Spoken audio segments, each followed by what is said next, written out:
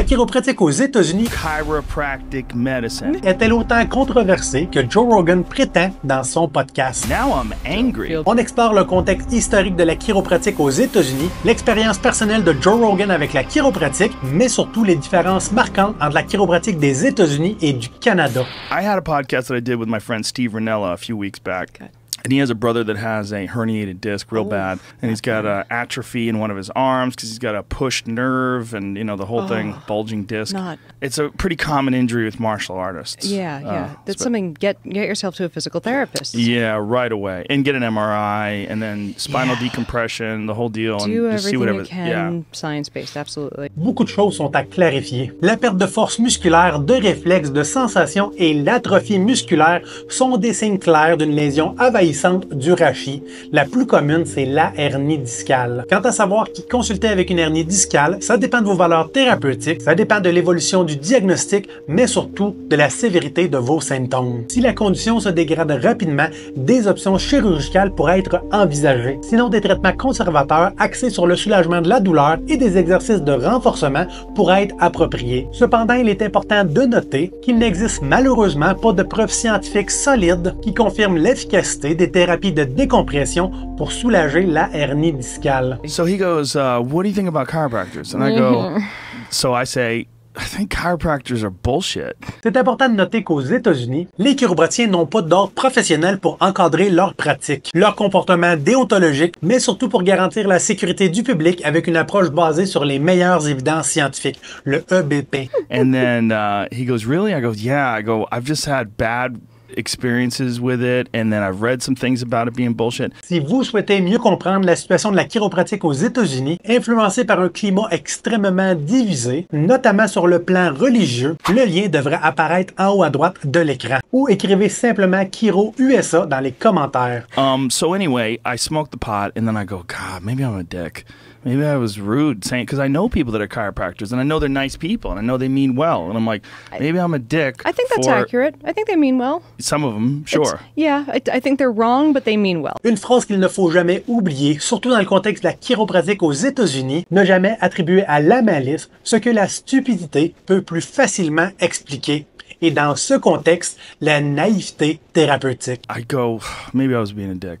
So then I Google chiropractic, and then I start reading. And I spend hours and hours reading about the history of I'm going to say this in big air quotes, chiropractic medicine. And I go... L'histoire de la chiropratique aux États-Unis est marquée par des croyances religieuses douteuses sur le pouvoir des nerfs, de la subluxation et de l'ajustement pour restaurer l'influx nerveux, ainsi que des pratiques de charlatans, notamment entourant la pratique du magnetic healing. Malheureusement, aux États-Unis, il existe encore aujourd'hui une énorme résistance qui les empêche de passer à un modèle basé sur les meilleures évidences scientifiques, comme celle adoptée au Canada et par l'Ordre des chiropratiens du Québec. Holy fucking shit. Not only do I not feel bad now I'm angry. Don't feel bad at all. Est-ce que c'est dû à un climat géopolitique américain qui va favoriser ce genre d'extrémisme ou c'est simplement avec le manque de législation, mais c'est la situation triste et maladroite de la chiropratique aux États-Unis? I'm sure a lot of you mean well. I'm sure a lot of you do well. I'm sure a lot of you try really hard to help your patients, and I'm sure a lot of you incorporate a lot of other stuff.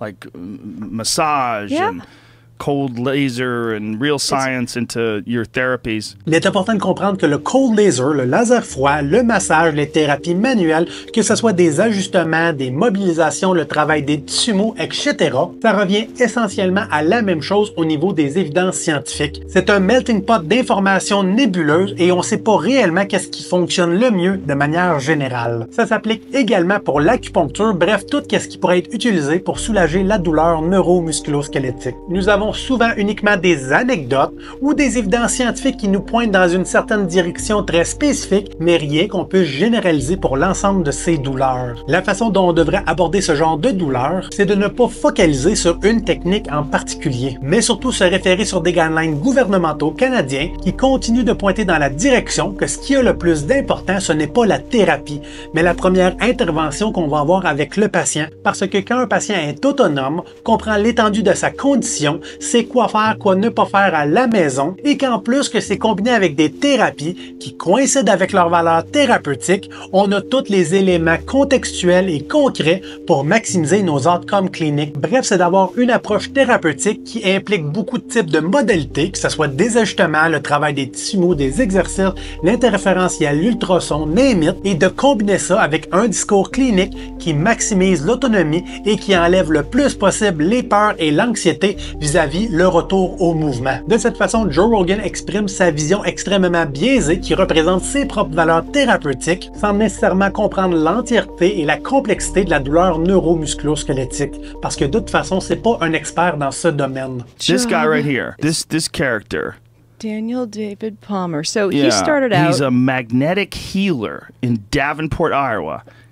I mean, the whole thing is 100% horseshit. And I mean, this article that we wrote, we sent this through, I mean, normally my articles, I go through at least, 2 editors, give or take. This one we put through, I believe, 3 editors, a fact checker, and our lawyer to make sure that we were bulletproof on it, because we wanted to make sure that we, that we didn't say anything that could get us sued, basically. And a lot of the information from this came directly from his book. Et oui, ces livres, ces bibles sont souvent encore utilisés par certains puristes en chiropratique aux États-Unis qui croient encore aveuglément au pouvoir de la subluxation et du pouvoir mythique, voire divin, de restaurer les fonctions avec la manipulation chiropratique, l'ajustement. He claimed that he cracked a deaf person's back and restored his healing. Il reste énormément de sujets à aborder, donc si vous voulez la suite, le lien devrait apparaître live là. Entre-temps, écrivez-moi votre histoire, vos commentaires, vos suggestions ou simplement si vous avez encore des questions.